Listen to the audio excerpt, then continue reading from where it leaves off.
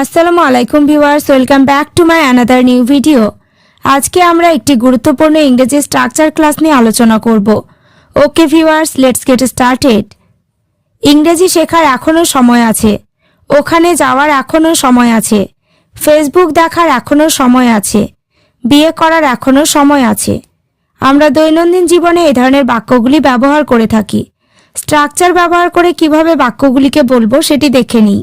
স্ট্রাকচারটি হলো there is time yet plus to plus V1 plus object. এখনও সময় আছে অর্থে এই স্ট্রাকচারটি ব্যবহার করব। এবার আমরা কয়েকটি এক্সাম্পল দেখে নেব। ইংরেজি শেখার এখনও সময় আছে। There is time yet to learn English.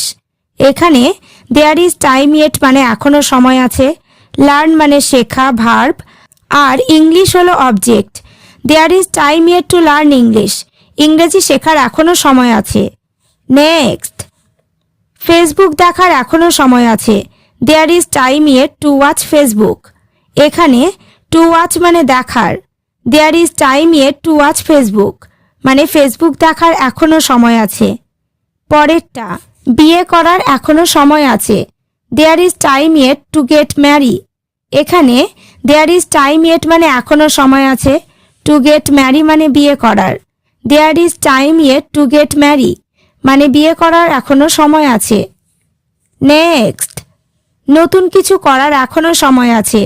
There is time yet to do something new.